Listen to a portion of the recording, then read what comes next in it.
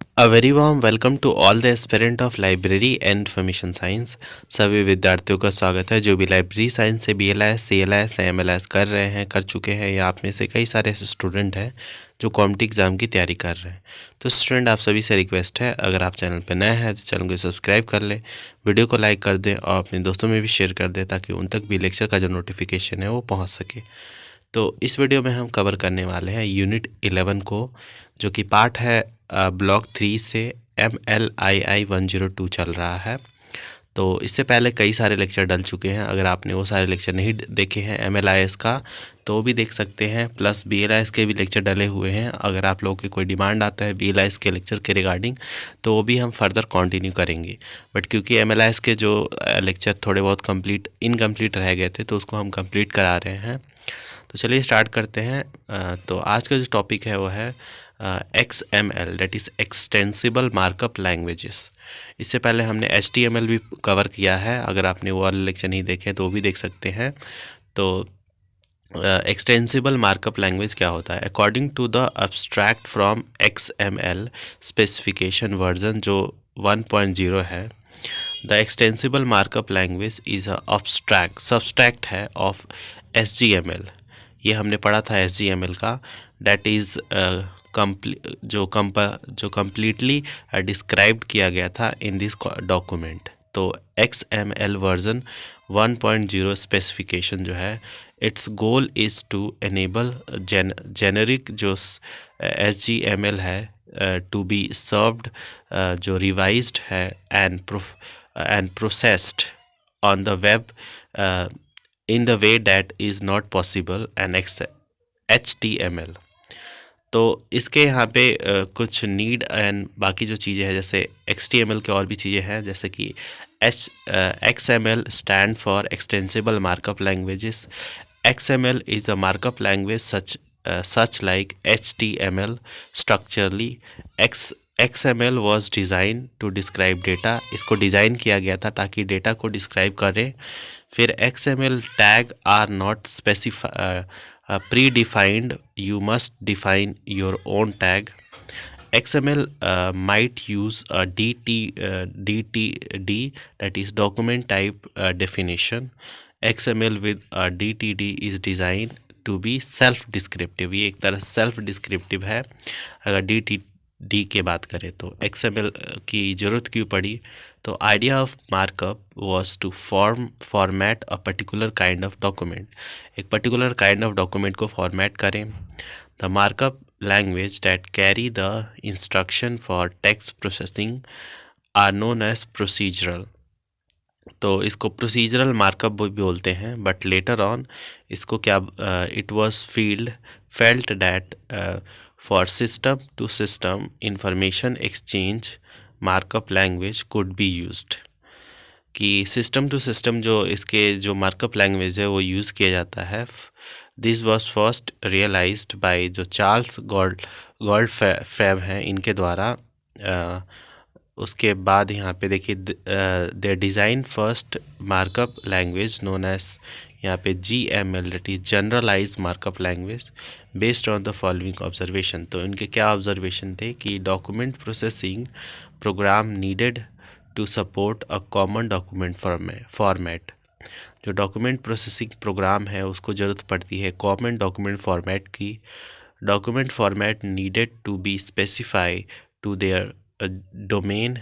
For example जो legal document होते हैं, to achieve a high degree of reliability the document format would have to follow specific rule.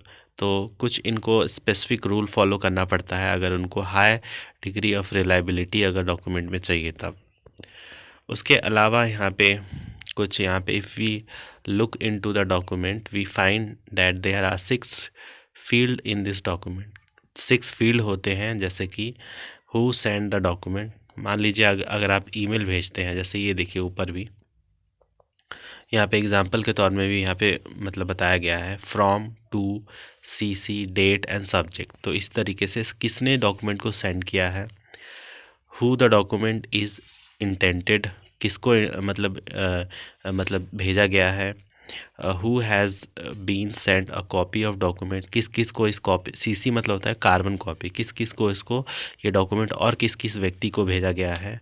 The data of document return, sorry date of the document, जिस date को ये document return लिखा गया था। The subject of the document, subject of the document में क्या है उस पूरे डॉक्यूमेंट में। द डॉक्यूमेंट बॉडी, ये भी उसी में कवर हो जाता है पूरी डॉक्यूमेंट बॉडी में। उसके अलावा ऑब्जेक्टिव की बात करें XML की, तो यहाँ पे देखिए the specification for XML has been developed with the following objective, like XML shall be straightforwardly usable over the internet, इसको आप इंटरनेट के द्वारा यूज़ कर सकते हैं। XML shall be compatible with जो HTML है, इसके साथ में कंपेटेबल है ये। It shall be easy to write program with process XML, the process could be read the XML document easily, जो XML डॉक्यूमेंट है उसको आसानी से रीड किया जा सके। XML document should be human legible and reasonably clear, वो human legible होता है। उसके अलावा XML जो होता है वो डिज़ाइन किया जाता है। शुड बी प्रिपेयर्ड क्विकली, ये बहुत जल्दी प्रिपेयर हो जाता है। The design of XML shall B formal and concise होता है और एक फॉर्मल डिज़ाइन होता है उसका। XML document shall be easy to create, वो बहुत आसानी से मतलब क्रिएट किया जा सकता है। और इसके बाद इसके फीचर्स दिए हुए हैं कि फीचर क्या है XML के। The problem of perceiving the semantic can be easily addressed by XML, तो प्रिजर्विंग जो होता है सीमेंटिक को, उसको एड्रेस किया जाता है XML के द्वारा। HTML has a problem of storing semantic, जो सीमेंटिक जो डेटा होता है उसमें थोड़ा प्रॉब्लम होता है। The gravity of problem can be understood when someone reach internet for book on रंगनाथम। उसके अलावा यहाँ पे बताया गया है कि जो XML है वो कैसे अलग है HTML से। तो XML was designed to attract semantic और सीमेंटिक टू डेटा, इसको ये अट्रैक्ट करता है सीमेंटिक टू डेटा को XML। और HTML क्या है, has nothing to do with semantic of data, उसका कोई भी रिलेशन नहीं है सीमेंटिक ऑफ डेटा के साथ। XML is not a replacement for HTML, XML जो है वो रिप्लेसमेंट का ऑप्शन नहीं है HTML का, but many have to misconception that XML will replace HTML, but whenever the case, finally the actual जो representation है does in XML format. XML is about describing information को describe करता है, और HTML is about displaying information, और HTML जो होता है वो information को display करता है। अब इसमें एडवांटेजेस ऑफ XML है, ये भी एक तरह से एडवांटेजेस की तरह ही समझ ले, जो यहाँ पे हमने डिफरेंसेस पढ़े हैं, तो इतना कुछ खास है नहीं, इसको आप चाहें तो देख सकते हैं।